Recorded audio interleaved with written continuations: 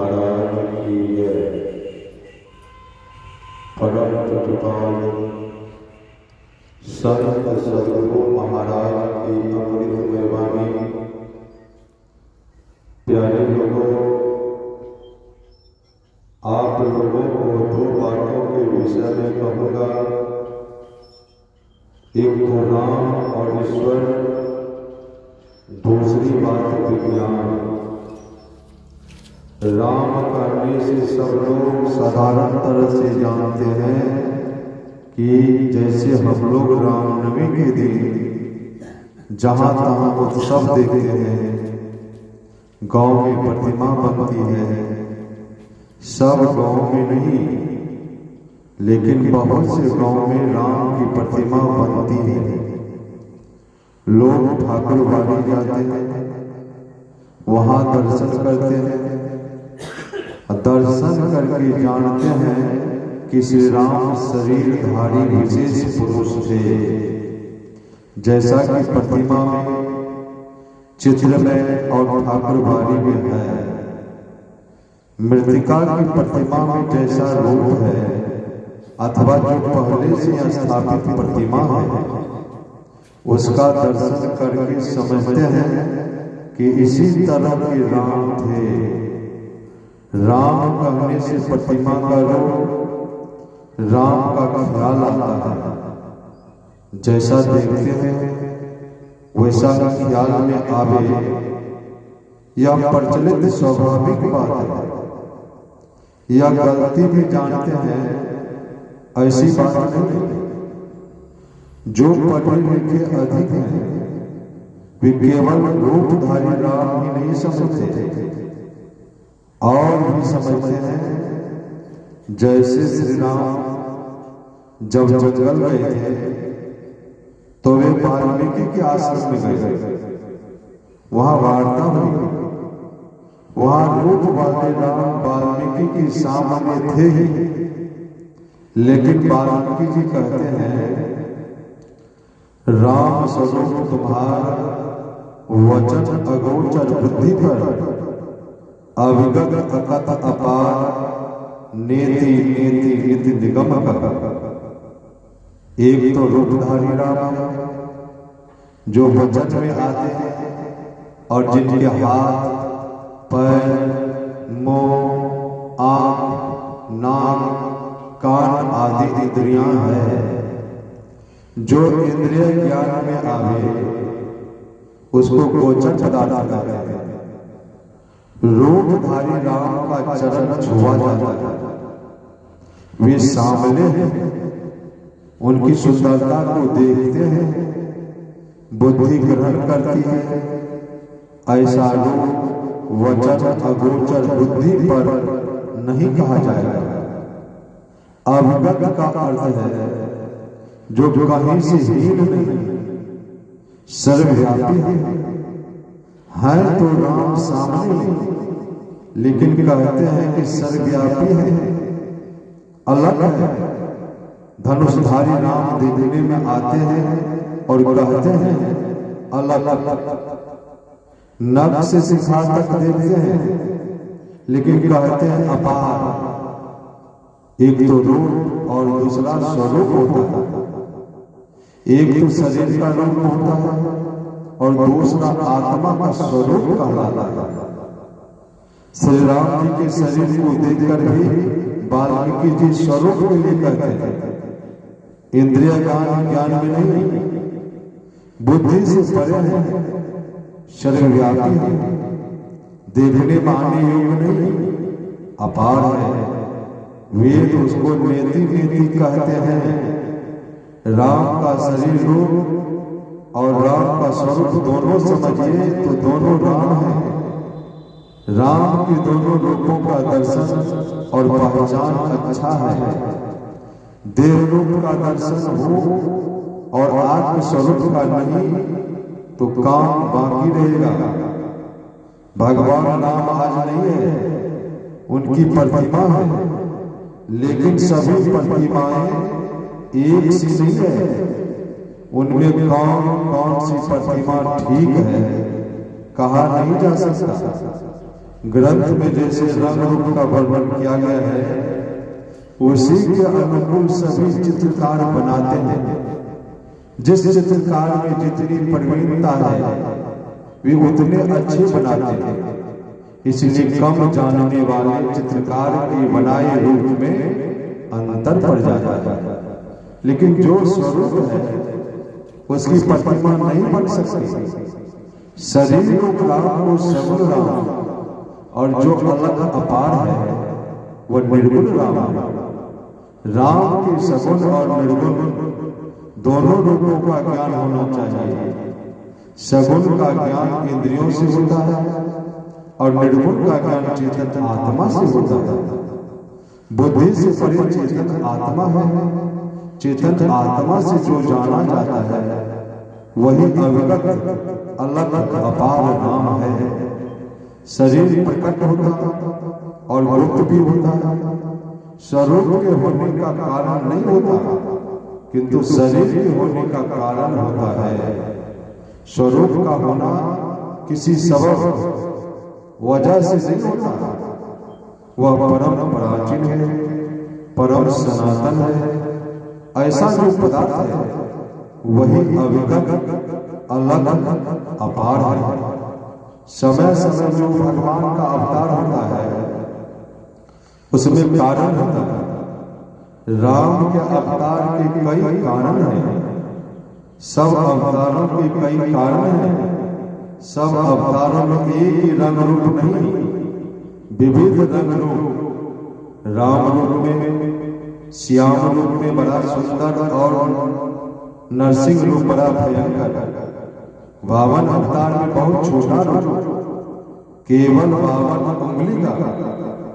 असल में परमात्मा का ज्ञान अकथ अपार के दर्शन से होता है। यह दर्शन शरीर में रहने से नहीं होता। शरीर से पृथक होकर शरीर में रहो तब अपने में अपने से दर्शन होगा। ऐसा होने से तमाम दर्शन पाओगे। आंख से नहीं देखोगे, अपने से देखोगे। तुम स्वयं शरीर नहीं हो। गांव में कभी न कभी कोई अवश्य मरता है और उसकी श्राद्ध क्रिया होती है। सभी धर्मों की श्राद्ध क्रिया होती है किसी न किसी रूप में। इसमें विश्वास रहता है कि शरीर छूट गया है, चेतन आत्मा कहीं चली गई है, उसकी सुगति हो, इसलिए श्राद्ध क्रिया होती है। शरीर से केवल चेतन आत्मा नहीं निकलती।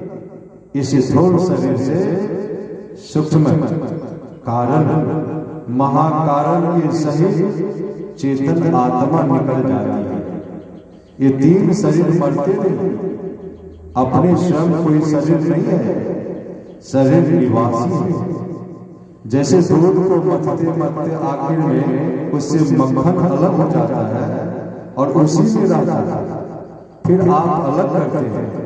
इसी तरह चेतन आत्मा शरीर में रहे और शरीर से फूट कर रहे, तब पहचान में आवेगा कि यही मैं हूं और यही नाम है जो अविगत अलग अपार है।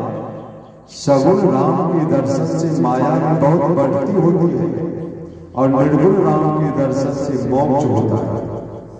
निर्गुण राम अलग और सगुण राम अलग नहीं रहता।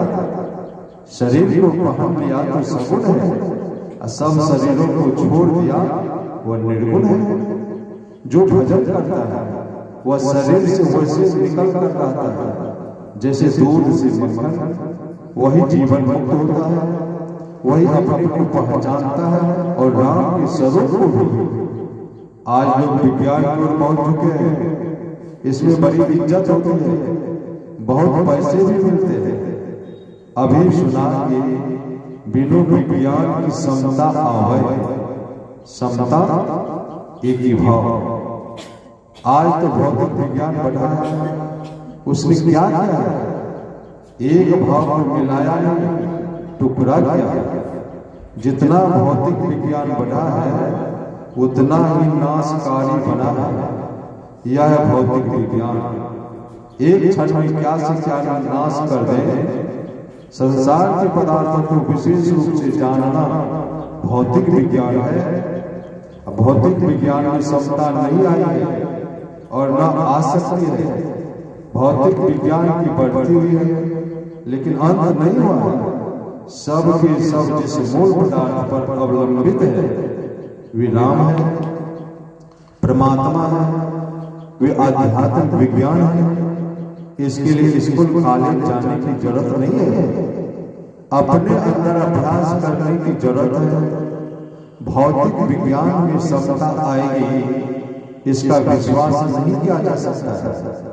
आज तक जितनी कोशिश की हुई है इसमें थोड़ी थोड़ी सफलता मिलती जाती है। भौतिक विज्ञान में मारने और नाश करने की बात तो बहुत आई है लेकिन बचाने की नहीं। ईश्वर का दर्शन ही अध्यात्म विज्ञान का मूल है। इसमें समता होती है। विश्वामित्र बड़े बड़े राजा थे, अस्त्र शस्त्र के बहुत ज्ञाता थे। पीछे वे श्री राम के गुरु हुए और थोड़े ही काल में उनको सिखा दिया। विश्वामित्र ने वशिष्ठ जी को अस्त्र शस्त्र के प्रभाव से दबाना चाहा लेकिन दबा ना सके। अंत में उन्होंने तप किया। तप में कुछ गिरे भी, फिर संभले और इतना तप किया कि उनमें इतना बल हो गया कि जो कुछ किसी को कहे सो हो जाए। उनके साथ के डर से सभी लोग थर-थर कांपते थे। वे लोगों से कहते थे कि लोग मुझे ब्राह्मण कहें। लोग कहते कि वशिष्ठ जी आपको ब्राह्मण कह दें तो हम लोग भी कहेंगे, लेकिन वशिष्ठ जी उनको ब्राह्मण नहीं कहते थे। विश्वामित्र जी ने वशिष्ठ जी के 100 पुत्रों को मरवा दिया, फिर भी वशिष्ठ जी के हृदय में रंच मात्र भी कलेश नहीं हुआ। एक बार जब वशिष्ठ जी भोजन करने लगे तो साग में नमक नहीं था। उन्होंने अपनी पत्नी अरुंधति से पूछा कि क्या साग में नमक नहीं है? क्यों? अरुंधति ने कहा कि नमक समाप्त हो चुका है, इसलिए साग में नमक नहीं दिया गया। वशिष्ठ जी ने कहा कि निकट में विश्वामित्र का आश्रम है, उनके यहाँ से नमक क्यों नहीं ले आए? अरुंधति जी ने कहा कि जो मेरे 100 पुत्रों को मार चुके हैं उनसे मैं नमक मांगती। वशिष्ठ जी ने कहा अरे उनकी आत्मा और मेरी आत्मा एक है। विश्वामित्र ने बहुत द्वेष किया लेकिन वशिष्ठ जी ने कुछ नहीं किया। यह अध्यात्म की समता है या आंतरिक समता है। वैसे ज्ञान कहने वाले बहुत हैं। अध्यात्म ज्ञान जानने के लिए योग शास्त्र है, उसको सीखने के लिए बाहर में कोई घर नहीं है, अपना शरीर है। इसका यत्न संत सद्गुरु बतलाते हैं, करने वाले समता पाते हैं। बोलिए प्रेम से श्री सद्गुरु महाराज की जय। आरती संग सतगुरु के जय। अंतर जोत होत लखले जय। पांच तत्व तन यागी जराए। दीपक चास प्रकाश करी जय। गगन थाल रवि शशि फल फूला। मूल कपूर कलश धर दे जय। अक्षत नभ तारे मोक्ता पोहा परमान हिय हार को जय। श्वेत पान मिष्टान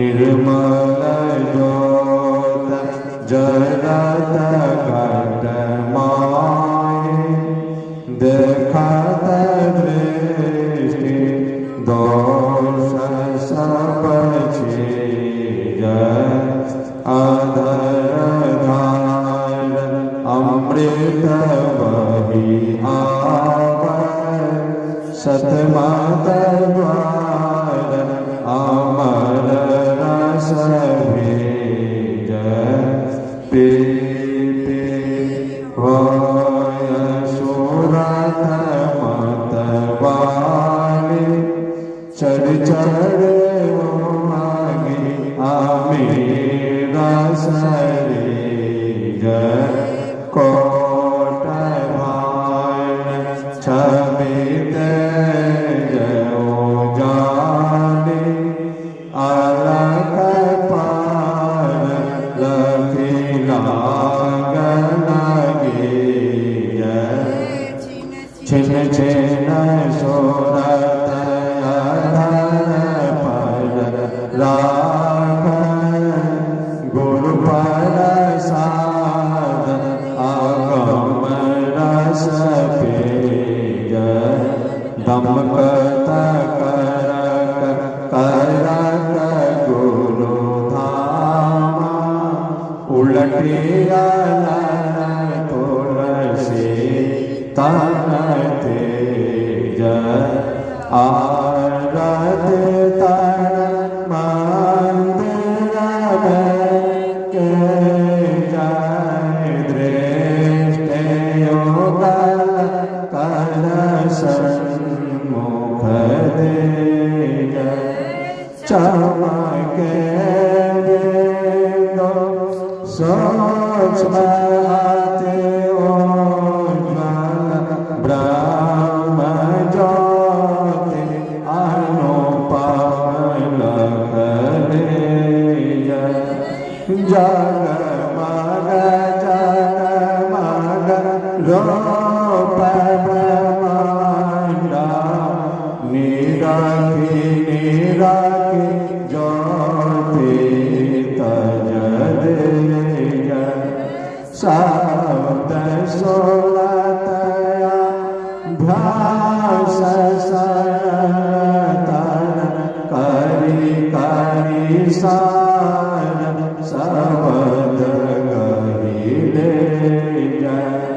ऐसी जो गति काया गढ़ त्यागी भव भ्रम वेद सकल मल चेय भव खंडन आरती मन करी मेरी अमृत रस पेय आरती तन मंदिर के जय दृष्टि योगल कर सन्मुख दे बोलिए प्रेम से श्री सद्गुरु महाराज की जय। जय गुरु महाराज, जय गुरु महाराज, जय गुरु महाराज, श्री सद्गुरु महाराज की जय।